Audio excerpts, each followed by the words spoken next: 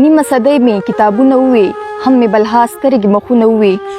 تورات، زبور، انجیل، قرآن مې ووې، تر خپله وسه په ښه شان مې ووې. پخوانۍ پاتې صحیفې مې ووې، د یادې فلسفې مې ووې. د تهذیبونو نفسیات مې ووې، نوي زاړه الهیات مې ووې. لاړم د غار او د شونټۍ دور ته، د ناچارۍ او بېوسۍ دور ته.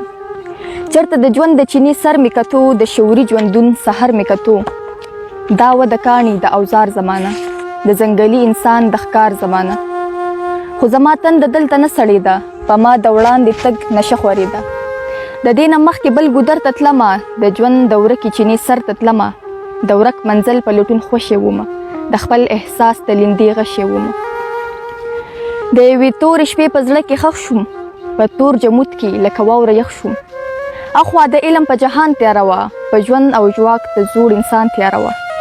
چې اور مې بل شه د ګمان په وزر، نور مخکې لاړم د وجدان په وزر.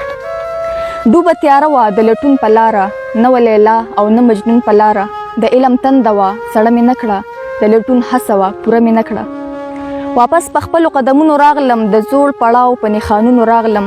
واپس د غار دور ته بیرته راغلم، د تورې شپې نه روڼ سحر ته راغلم. چې و د کاڼي د اوزار زمانه، د ځنګلي انسان د ښکار زمانه. نه چا قلم او نه کتاب پیژندو، نه یې ګناه او نه ثواب پیژندو.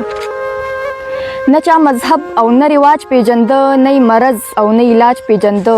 نه یې جامه او نه پرده پیژنده، نه چا کفن او جنازه پیژنده. انسان په صف کې د حیوان ولاړو، د ژوندون لوبې ته حیران ولاړو.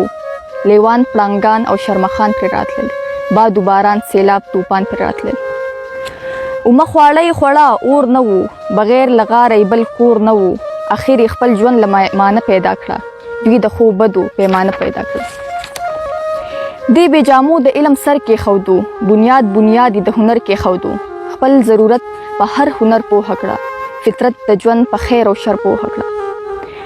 د ژوند د مخ نه تور څادر اوچت شو، د بېوسۍ سپېره ټغر اوچت شو.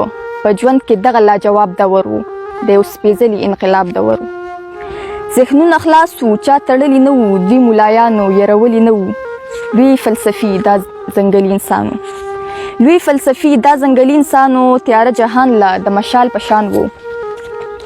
چې د شعور په لارې ګام واخیسته، د تیرو نه انتقام واخیسته. د جهالت نه انسان وویستو، روښانه لار ته کاروان وویستو. څوک چې د ژوند په فلسفه پوه شي، د دې کاروان په مرتبه پوه شي. اوسني خلک که سپوږمۍ ته خیږي، پخوانی سوچ نوې پړوړۍ ته خیږي. نن چې په مورګو د اسمان روان دی، دا د ځنګل هغه کاروان روان دی. نن که خبرې طالب جان کوي، نقل د هغه زوړ انسان کوي.